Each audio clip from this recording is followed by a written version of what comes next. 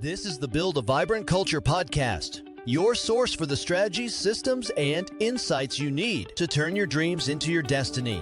Every week, we dive into dynamic conversations as our host, Nicole Greer, interviews leadership and business experts. They're here to shed light on practical solutions to the challenges of personal and professional development. Now, here's your host, a professional speaker, coach, and consultant, Nicole Greer. Welcome, everybody, to the Build a Vibrant Culture podcast. My name is Nicole Greer, and they call me the Vibrant Coach. And I'm on a mission to energize, influence, and impact people to lead a more vibrant life through considering what is possible and making it probable. And on the podcast today, I have another amazing guest. His name is Ben Bensaou, and I am so excited to have him here. Look at this book. I'm going to hold it right in front of my face because I have my blurry background on. Built to Innovate. And look, we both have the word build, he pointed out to me before we got started, in the title of the book and in the title of the company. And the subtitle, don't miss this, is Essential Practices to Wire Innovation into Your Company's DNA. And that is what we're going to talk about today. And Ben, I'm so glad you're here. How are you? Thank you. I guess it's good morning for you, Nicole, right? Yeah. Okay, so I'm in Paris, so it's afternoon for me, but good morning, and I'm really excited to be on the show. Thank you. Oh, that's Thank you for great. having That's me. great. And Yeah. we all wish we were in Paris with you and we could go have It's a cheese gorgeous and wine. day. Today was a gorgeous day. Oh, fantastic. Well, after you get done, you'll have to run to a park and sit outside and enjoy yourself. All right. So, one of the things, Ben, in your book that I love is that you talk about having, in part one of the book, having an innovating habit. And for those of you who listen to the podcast all the time, you know I have a methodology and I call it SHINE. So, if I sit down and I'm going to work with a company or an individual, I ask them to first self-assess, like, what are you good at? What are you doing? What's your customer need from you? What are your services you provide? How are you doing as a leader? But then number two, H in SHINE is habits. And so when I read that, I was like, oh, the innovating habit. I love that. So will you talk a little bit, Ben, about how a company can put an innovating habit in place and all about that? Absolutely. Maybe at some point I'll interject and try to explain where the book is coming from and maybe give a few examples of what I mean by that. I would love that. But actually, when you read the subtitle about the DNA and habits and then linking it to culture, for me, it's all convergent. Building a culture is about building habits. Your audience may find out, we were discussing this actually before the show, a lot of the examples are in manufacturing, but of course it applies equally to services, it applies in B2B, B2C, it even applies within the organization. How do you innovate within the organization? And the way we know how to build habits is to embed processes in the organization. And this is something that I've seen these organizations that I studied do quite systematically. So just maybe to give a sense of the background here. So I'm somebody who's a professor in the business school at INSEAD, south of Paris, and I've been doing research and teaching on innovation for, I would say, about 20 years now. And I studied many companies in depth, around the world, different industries, public sector, private sector, small, big, and all that. And then I discovered some quite fascinating companies that actually, this would be interesting to you, Nicole, have completely transformed themselves.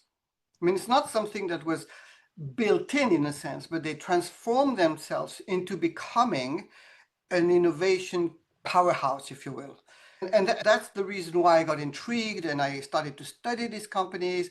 And, as an academic, I tried to build some concept and frameworks. And one of the key elements here is that to build a culture or to embed innovation, it requires multiple things. It requires to build habits, but to get the habits, you need some structural elements. I mean, Absolutely. what we would call a governance structure. You need to build processes, systematic processes.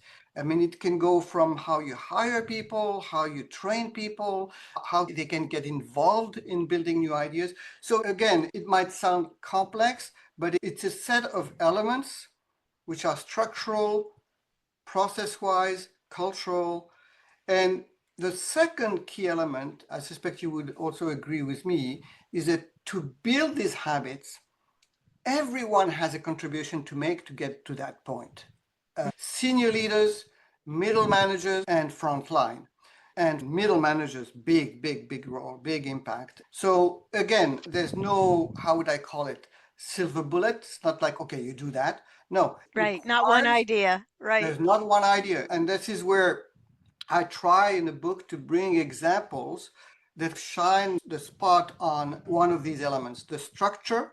And I can explain some of the structural elements that some companies built in, and you will see immediately how that contributes to the culture.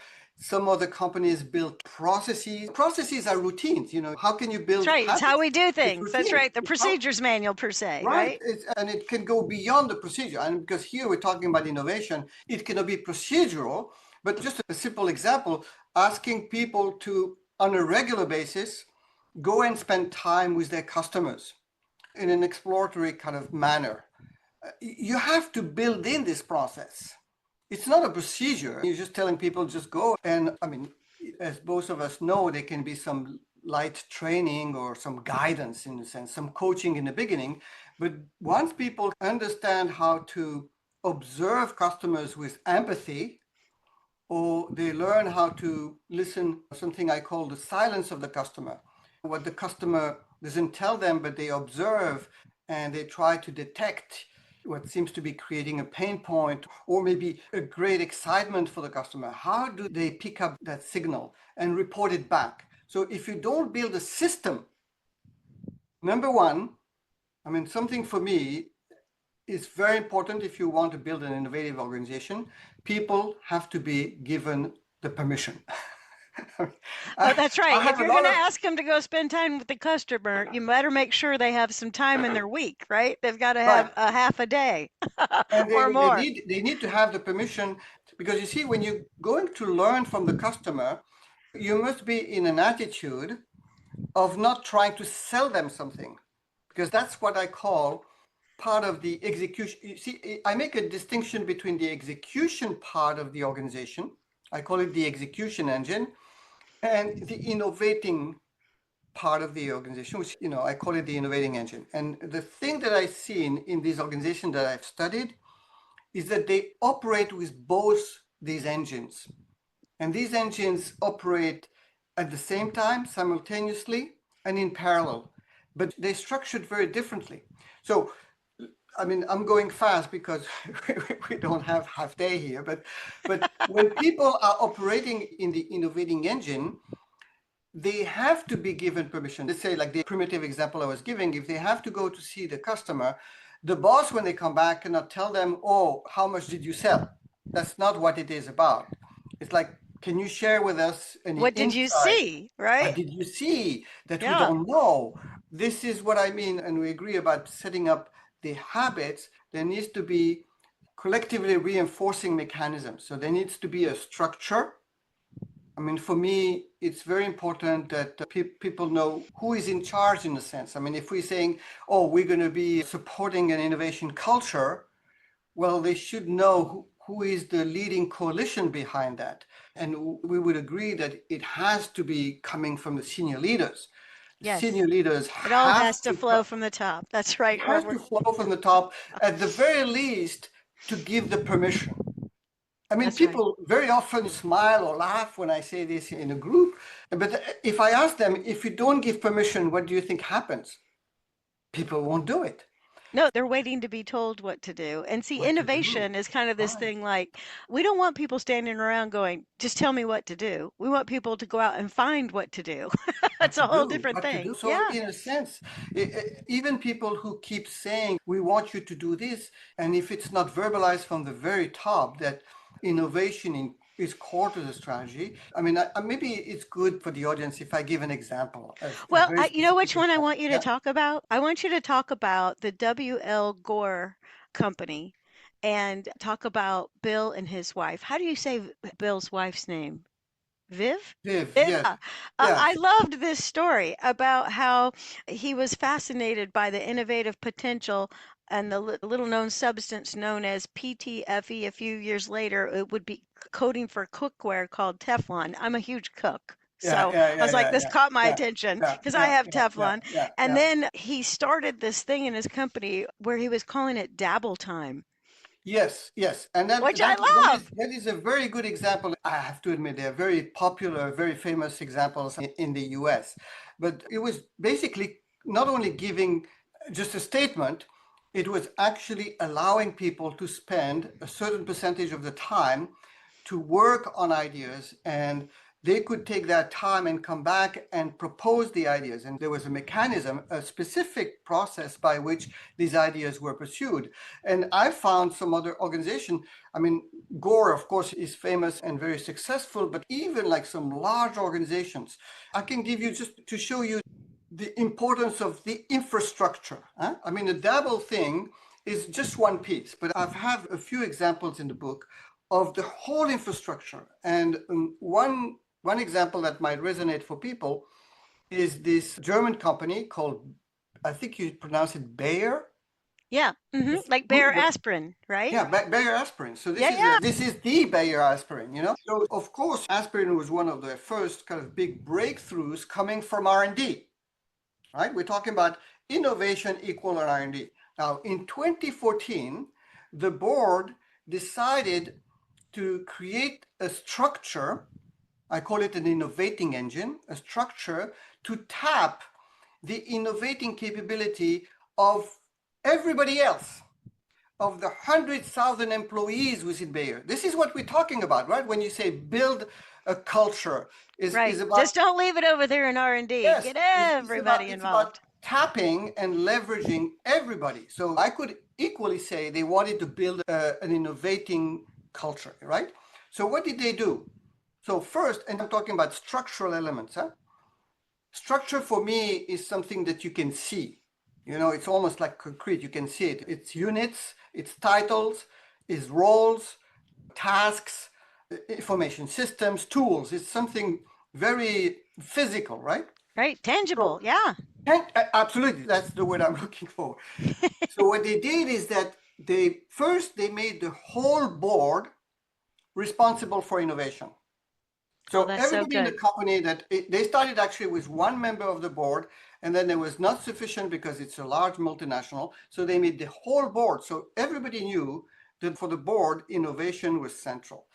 Then it's a large organization, so they selected 80 senior executives from across all the countries and the functions, and they gave them the title of innovation ambassadors. So these are extremely senior people, and they spend their time with middle managers, and they would go around advocating for innovation, helping people get training because middle managers don't systematically get trained in innovation, sponsoring projects. They would be like the big sponsors of big initiatives. And then they trained and certified 1,000 innovation coaches, which they activated around the organization. So you see what I'm talking about here. I'll come to the processes if you're interested later, but these are very structural things. And then they created, it's a little bit of the Gore Dabble process, but at a large scale. They created a platform which they called WeSolve. So this is a Right, digital all virtual, platform. right? Yeah, a digital platform. And so anybody within the company, we're talking about 100,000 people company, can post a problem that they're struggling with. So, you know, I have a problem with a customer or internal, whatever. They Right. post it, and they can invite suggestions, ideas from around the organization. So now, they showed me the statistics when I was at the stage of writing the book. They had 40,000 people who had participated in the WeSolve platform. Can you imagine? Can you imagine? And by the way, the other thing which makes it even more formidable is that the platform was in English, and they had only 50,000 people in the company who spoke English at the time. So this is huge participation. But now, Nicole, here's the big surprise they got. When they started to inspect and look at what was coming out, they found that two-thirds of the best ideas that were proposed were coming from business unit or function different from the one where the question was posted in the first place.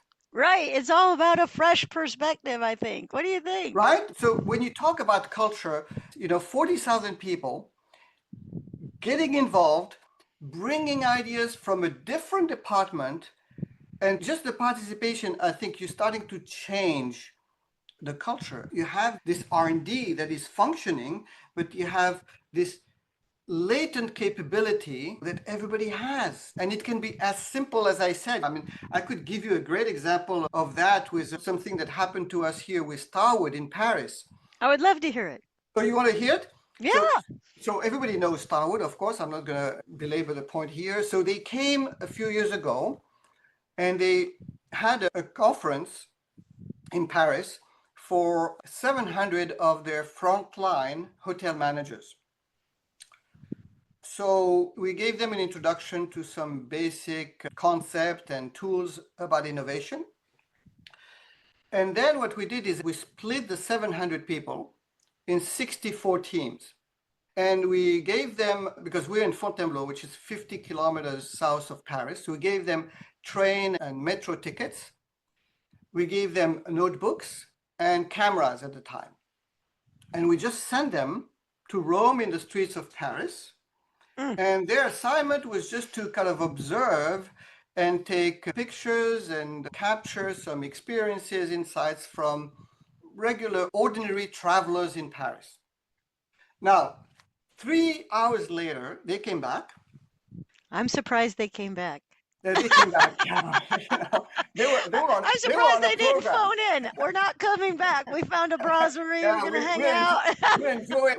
I followed a few groups. They managed to get a bottle of wine, and enjoy I don't blame them. But nevertheless, they came back 3 hours later, and they had some remarkable insights and ideas. We counted it. They generated 1,700 ideas in 3 hours, right? Now, granted, about how to serve their customers better. Well, see, this is the thing. Their assignment was to go, take pictures, observe, whatever strikes you, just bring it back. Any old idea. Okay. Anything, any observation. So they came with ideas. Some were ideas, some were just observations. Now, yeah. I think you're on the spot there, is that it is true that many of these ideas or these insights were like small adjustments, small improvements to some kind of existing process or service. Yeah. However, in the lot, there were a few ideas that effectively became the foundation to a global initiative that would be launched by Starwood later. And we have a great example that I show always in class. They generated a program that the idea came from that experience, where they generated a new marketing program. They called it Famtastic, fam like family, Famtastic, where they could develop special packages for families based on research they would do on what children want from a great experience in a hotel. The key point I'm trying to make is that none of these 700 people were specialists of innovation, right? These were like frontline hotel managers. But the key thing is that they all understood that by simply stepping away from their daily routine and immersing themselves in the life of their customer, that would open the floodgates to fresh ideas. Are you ready to build your vibrant culture? Bring Nicole Greer to speak to your leadership team, conference, or organization to help them with their strategies, systems, and smarts to increase clarity, accountability, energy, and results. Your organization will get lit from within. Email her at nicole@vibrantculture.com and be sure to check out Nicole's TEDx talk at vibrantculture.com. So this is what I'm talking about. You can give permission to people to just spend an hour every 2 months going to observe the customer, give them some tools about how to make observation, because I think the important thing here is there are 3 things I like to insist on. One is to listen to the voice of the customer. So the customer has pain points, they have wishes, they have dreams, so they verbalize them. But what I found, and maybe this is also something that you see in your experience, supply side people are very bad at listening. They're very bad at listening because they tend to hear what they're looking for. It's a Customer, bias. That's a big it's a bias. bias. The Yeah. customer might be telling them something and repeatedly telling them, shouting at them, but they don't connect. They don't hear it. We So need to listen, people. so we have some tools, we have some techniques to teach people how to listen. And the key word, I mean, we all know it, is empathy. Empathy. Yeah, put yourself in their shoes 1 Put minute. yourself in their shoes. And then the Right. second thing I try to tell people when they do these observation expeditions is to learn how to listen to the silence of the customer. What the customer doesn't tell you. Mm-hmm.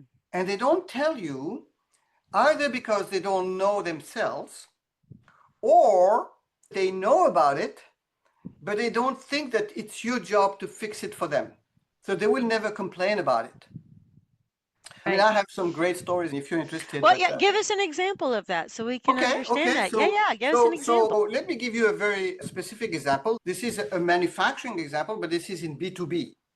So this is the case of a Turkish company, and this company, they make fabric which is used to reinforce tires, right? So this is fabric, you know, you have the valve, and then you have the reinforcement material, and then you have the rubber. Yeah, and you can even see it when the tires are worn down, like little white. Absolutely. Yeah. Absolutely. So that's what it is. So they Okay. make that. And so actually I got involved with them in 2006, and then they learned a few concepts, a few tools, and they started to encourage them to go and observe their customers. So what they decided to do is that they would send cross-department teams, you know, people from different departments within their own organization. They would send them to the plants of their corporate customers. And actually, it was funny because in the early days, they would show me, they would literally put a tent inside the plant, It's live so there, fun. and they would Yeah. live like 2-3 days observing people on their jobs and talking to people. Now, they don't do the tent thing, but they still go and they spend quite a bit of time just observing and talking to employees on the plant. They gave me one example. At one plant, their team observed, they saw that the workers, they were struggling. They were having a hard time to offload. See, these are big rolls of fabric. Right, They had right. a hard time to offload them safely from the trucks. So this is before it even gets in the plant. I mean, It's it's like, you not know, even it's inside yet. there and you have to offload them to bring them in the plant. And they Yeah. observed that, and they immediately, because they deal with these rolls all the time, they immediately saw that this was a problem that the customers never told them about. And they never complained. They never said, We're struggling. Yeah. no, they didn't. They were just struggling, coping with it. So what the team did is that they went back and they put a team together, and the team developed a very simple method to offload the trucks. Then they went back to the customer, taught the customers how to do it. And this is what happened.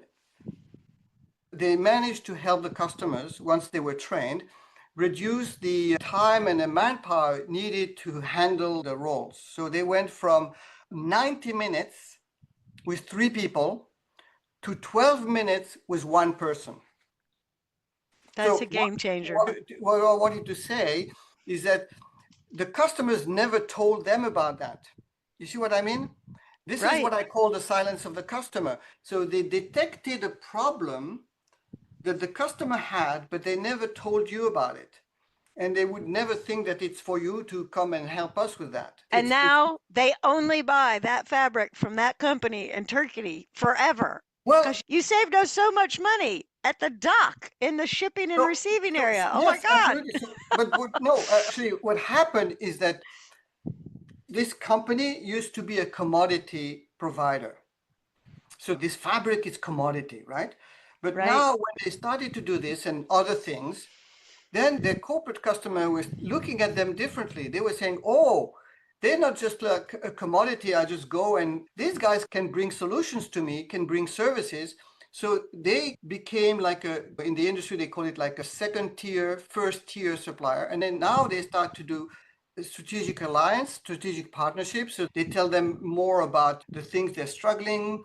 So they work with them closer. And as soon as you walk closer, you can provide more value to the customer. If they tell you, just sell me the stuff and I don't want to hear about it, that's a different story. So, That's right. so people think very often that innovation has to come from senior leaders or from some mad scientist over in the corner. yeah, some R&D scientist or whatever.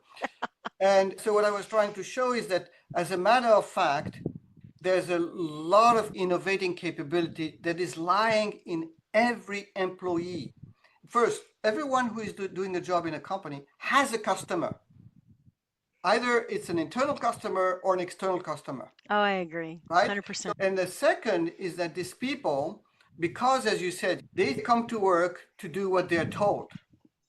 So there are procedures, there are job descriptions, there's training for that, and that's all they have to do. So whatever thinking they do, whatever ideas they have, they don't voice them, or if they voice them, they get hit on the head, so they never do it again.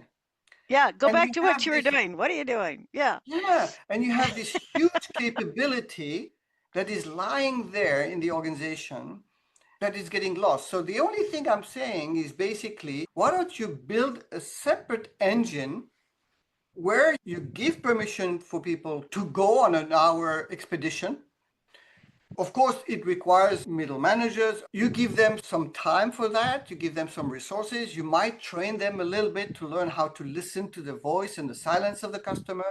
And there's another thing that people also don't realize, that there's a whole population out there of what we call non-customers. Non-customers. Everybody is focusing on their own customers, but there are so many great ideas out there if you start to listen and observe non-customers. Ben, we got to do Yeah. a second show sometime. You want to do that? You want to Oh, come I'd back? love to. I'd love to.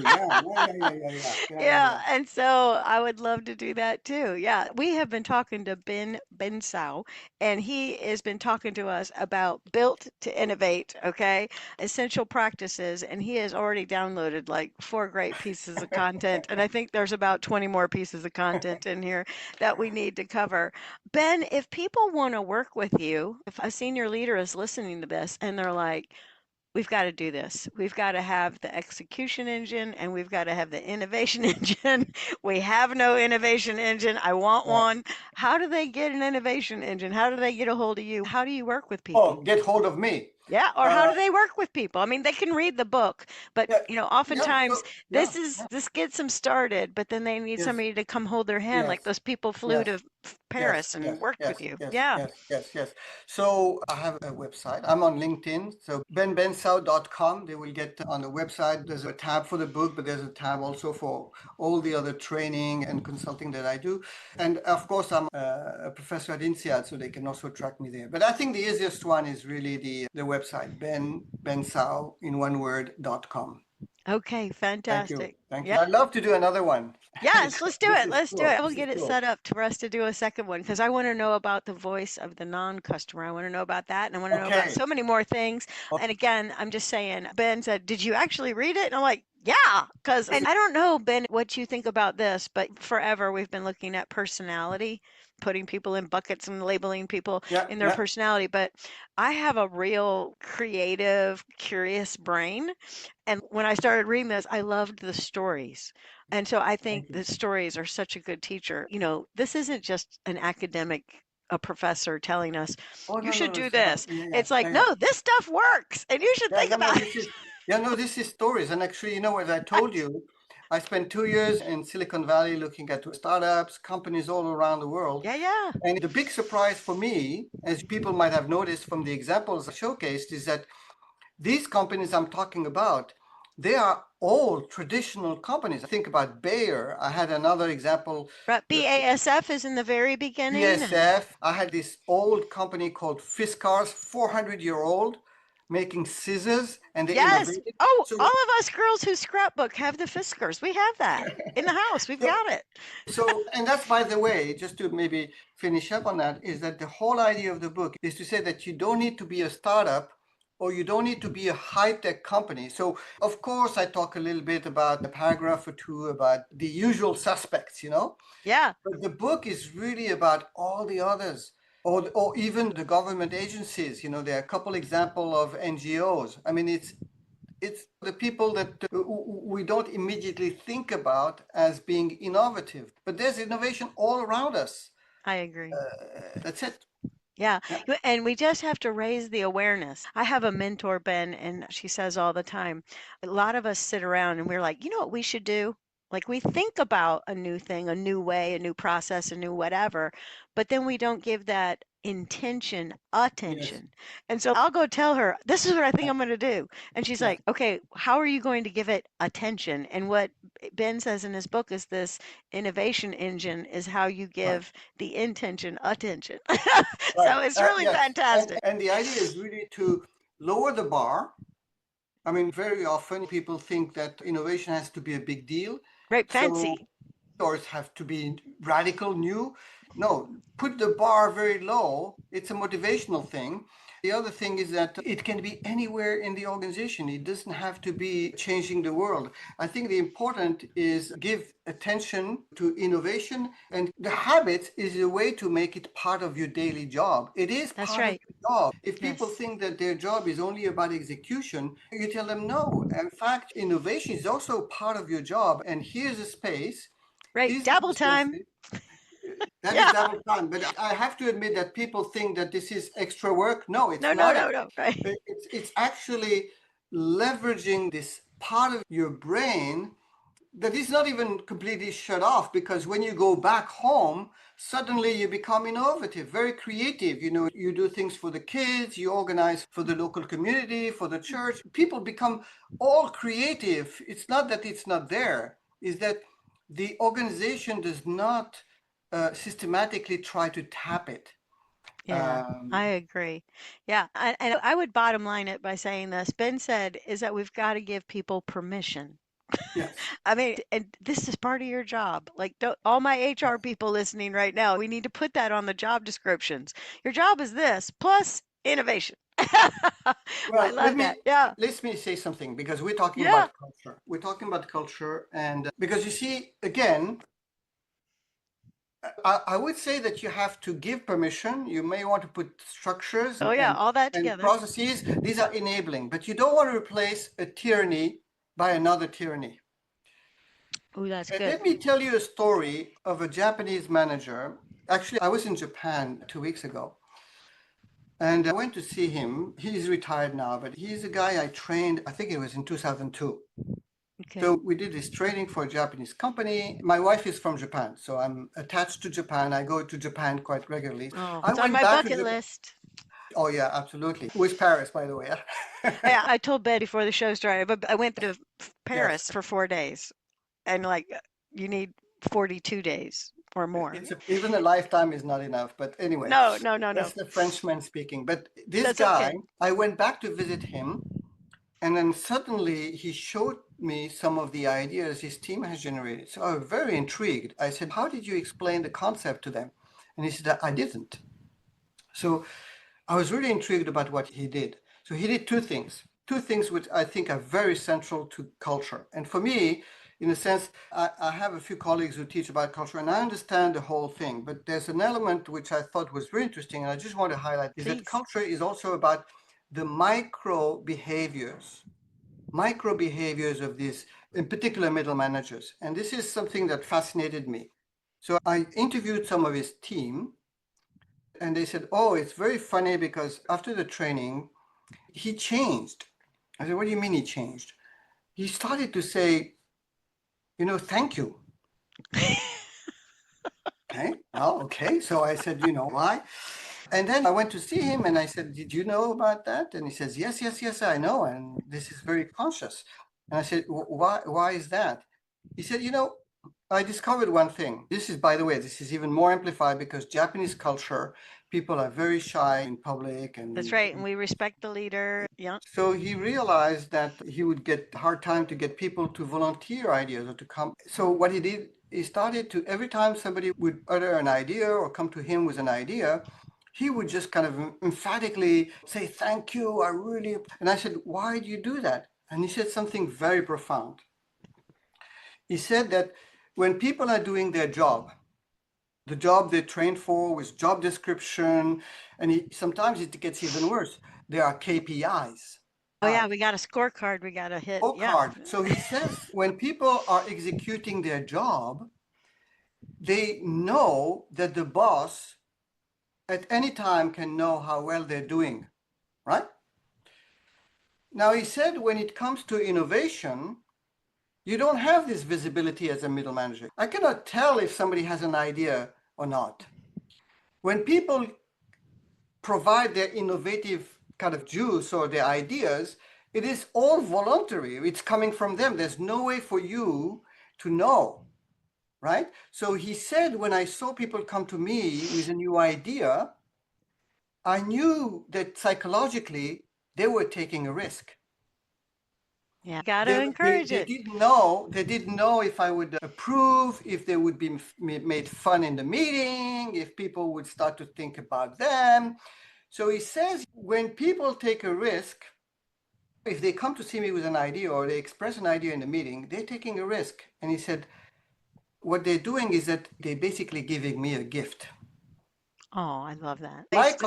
In my culture, when people give me a gift, I say thank you. And I thought, wow, this is culture. Don't you agree?